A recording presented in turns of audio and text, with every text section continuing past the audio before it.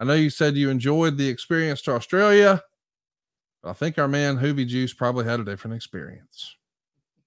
Makes the Observer, Gonzalez, 24, was arrested after police officers using spray as he had stripped himself naked and was throwing chairs and screaming obscenities and threatening to kill himself near the hotel restaurant.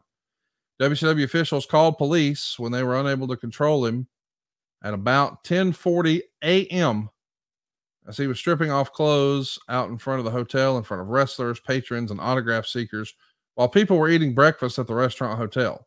He's also swearing and yelling at wrestlers and office people, including Rey Mysterio, Conan, Terry Taylor, and Disco. Several of the wrestlers and WCW officials are trying to get him under control and failing to do so, so Terry Taylor calls the police. The situation was said by one official to be scary to the point they were afraid his reaction to the drugs was potentially life-threatening based on comments he was making, and they were unable to get him to his hotel room where it wouldn't become a public and media spectacle. There was also some fear that even if they got him in his room, he'd try and jump out the window and kill himself.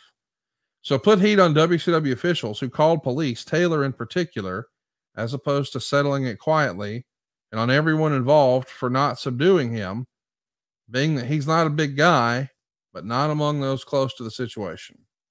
All attempts to control him failed as he wildly was throwing blows at anyone who came near him. So listen, I think it's a little unfair that Meltzer says, oh, blame Terry Taylor for this. Hey, if the guy's whacked out of his head and you can't reason with him and you're worried he's going to be a threat to himself or others, what are you supposed to do? Did you see this? And if not, what were you hearing about it when everybody got together again? Yeah, that's the kind of little things, not to go down the Meltzer rabbit hole, but those are the kind of things that are a little disappointing, that it's not a critique of a wrestling match, or a subjective creative decision. It's kind of, now wait a minute, Dave, you need to do a little bit reporting on this. Here is my recount of the famous Uvi story. We landed in Australia, got to the room, and the time changed, but there was a pretty big group of us, 8, 10, 12, maybe more than that went down.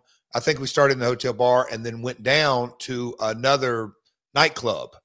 And in the nightclub, got late, and I think folks were going into, it was kind of attached to an after hours club. We went back there, and then we left shortly thereafter. And we all just headed back to the hotel. Everybody went their separate ways, ate, and went to bed.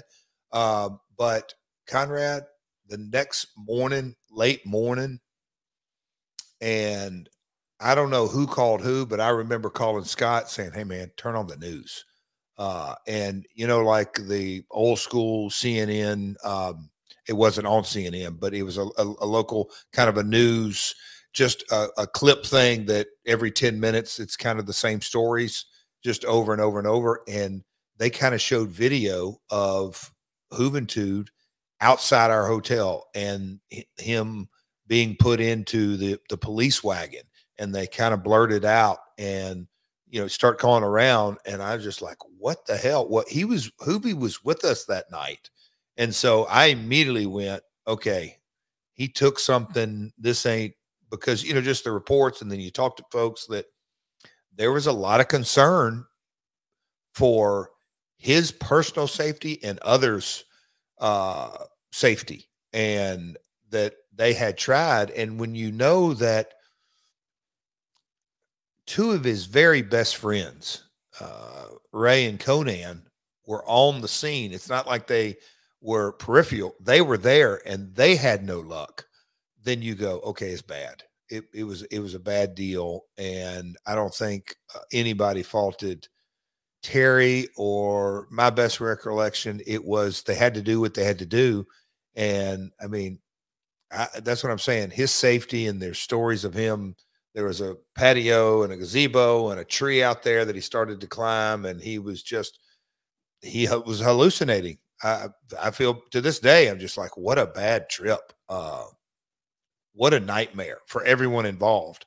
And then, you get into the story that he's locked up, and you feel bad for the guy, and you're like, oh my God, you're in you're not in your native country. And how's all this going to happen? And man, I hope he comes down and he's okay, and just his safety and his health and all that. But yeah, it was a major deal that made headlines everywhere, and obviously not in a positive way going into our show. It was a mess. And then, you know, the once, I don't say the dust began to settle, but yeah, you start thinking, okay, he's okay.